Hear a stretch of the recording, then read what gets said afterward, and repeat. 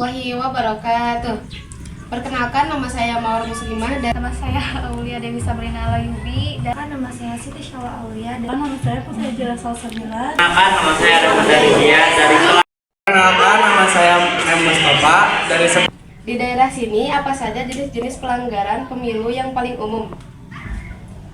Sementara setelah pelaksanaan pemilu 2024 ini mungkin ada beberapa indikasi pelanggaran yang memang ditemukan oleh Bawaslu Kabupaten, mau tingkat itu kecamatan secara panwascam, lalu ke tingkat kelurahan atau desa yaitu PKD, yang dimana ini menjadi suatu pelajaran terhadap pemilu kedepannya, yang dimana di sini pelanggaran ada beberapa indikator. Yang satu itu pelanggaran dalam pelaksanaan tahapan pemilu, yang dimana poinnya itu terdapat dalam tahapan pemilu yang setidaknya ada beberapa indikator yang memang menjadi sebuah indikator pelanggaran, yaitu penerapan APK atau penertiban APK, yang dimana waktu dan tempat sudah ditentukan oleh Bawaslu RI sehingga menjadi satu patokan untuk para peserta pemilu yang menjadi sebuah aksi kampanyenya, sehingga ada sebuah pelanggaran yang memang tidak nentunya penempatan APK di suatu wilayah.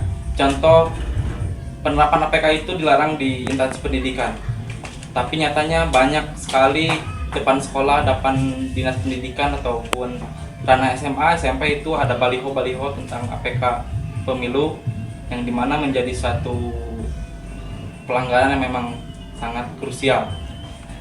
Selanjutnya pertanyaan yang nomor 2, yaitu apa saja faktor-faktor yang dapat mempengaruhi keberhasilan upaya untuk mencegah pelanggar pemilu?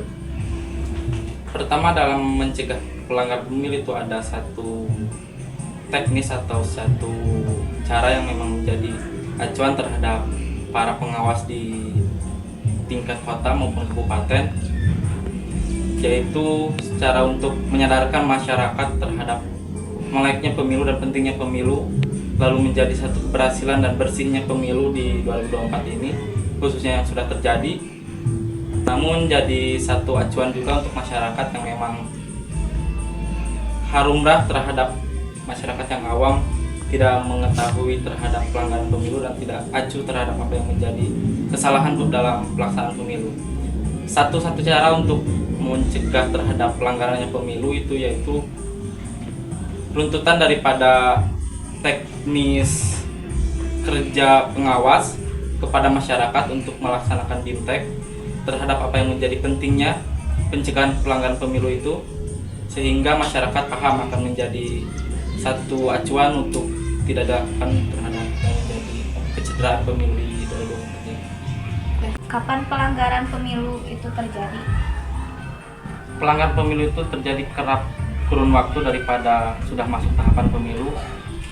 Contoh kemarin dari pemilu 2024 dari tanggal 17 Februari 2023 sampai pada titik pelaksanaan akhir daripada pemilu itu, sehingga pelanggaran pemilu itu dilakukan ada di pasca, ada di pra, lalu ada di pelaksanaan di hari H.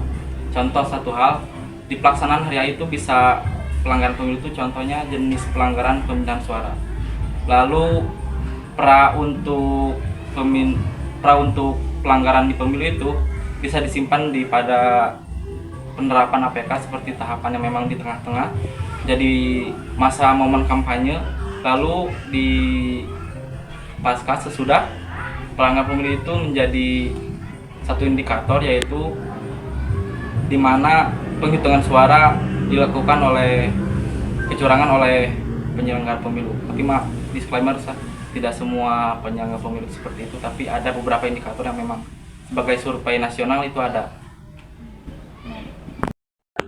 Di TPS mana pelanggaran pemilu terjadi? Setelah melaksanakan pemilu 2024 ini ada beberapa kota, kecamatan, lalu sampai tingkat kelurahan. Saya tidak bisa menyebutkan secara spesifik, daerahnya seperti apa. Tapi yang pasti ada pelanggaran pemilu yang memang terjadi. Teman-teman bisa cek di website Bawaslu Kota Sukabumi. Di situ ada satu pelanggaran di mana ada satu kecamatan, kelurahan, sampai ada 3 kelurahan atau 3 kecamatan yang terindikasi kecurangan pemilu. Saya tidak bisa menyebutkannya karena itu hal krusial yang jadi bahan yang jadi notabene untuk nama baik satu daerah. Tapi yang pasti setiap TPS pun pasti ada yang namanya pelanggaran pemilu. Sebelumnya saya mau bertanya, siapa saja yang dapat melakukan kecurangan saat pemilu? Kecurangan pemilu itu bisa dilakukan oleh satu peserta pemilu yang dimana peserta pemilu itu orang yang memang langsung terjun terhadap kontestasi pemilu. Yang kedua, orang-orang yang bersentuhan dengan peserta pemilu, yaitu katakanlah tim ses ataupun gerbong-gerbong yang memang dibawa oleh para pencalon di pemilu tersebut. Lalu ada juga di ranah penyelenggara yang kita katakanlah penyelenggara mulai dari KPU sampai pada tingkat kabupaten provinsi, lalu ke bawahnya ke kota, itu komisioner KPU kota, lalu sampai tingkat kelurahan dan desa pun pasti sering kerap untuk melakukan pelanggaran pemilu. Namun ada beberapa yang memang menjadi hal krusial, yaitu ya masyarakat sendiri. Selanjutnya, bagaimana cara mengatasi pelanggaran pemilu? Mengatasi pelanggaran pemilu itu secara teknis dan mekanisme secara kajian itu ada beberapa hal. Satu, orang-orang yang memang dianggap awam itu bisa dilibatkan dalam hal pelaksanaan pemilu.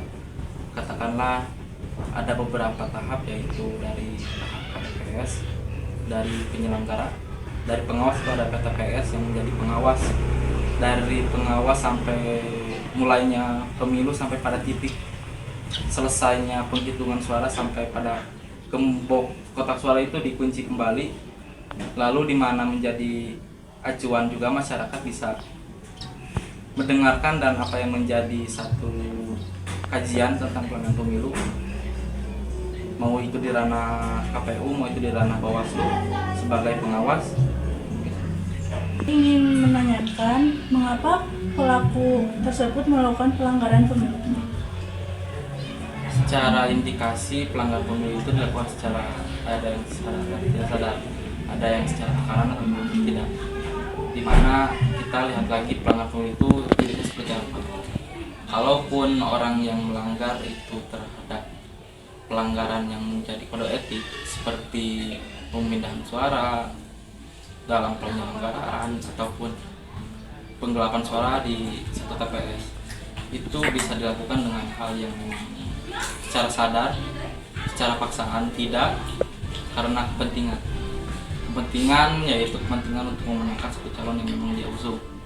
Lalu kemudian ada penyelenggaraan pemilu yang memang melanggar, itu konteksnya seperti memindahkan suara, karena penyelenggara pemilu itu kayak seperti PPK, KPU, dan KPS itu memegang hak suara, memegang kotak suara, tidak menutup kemungkinan pelanggaran pemilu itu bisa dilakukan kapan saja dan dimana saja, karena mereka tahu kuncinya. Lalu kemudian kalau ditanya seperti sadar atau tidak sadar, penyelenggara pemilu itu bisa dikatakan ujung tombak keberhasilan terhadap pemilu. Terlepas daripada peserta pemilu seperti yang orang mencalonkannya, itu mereka hanya menginstruksikan bahwa saya harus menang dengan cara bagaimanapun. Jadi di situ ada indikasi yang memang sadar seperti tidak sadar, dan disengaja atau disengaja itu tetap pelanggaran pemilu. Oke, kepada narasumber, terima kasih telah meluangkan sedikit waktunya untuk bisa menjawab pertanyaan dari kelompok 4. Maaf mengganggu waktunya. Sekian dari kelompok 4. Wassalamualaikum warahmatullahi wabarakatuh.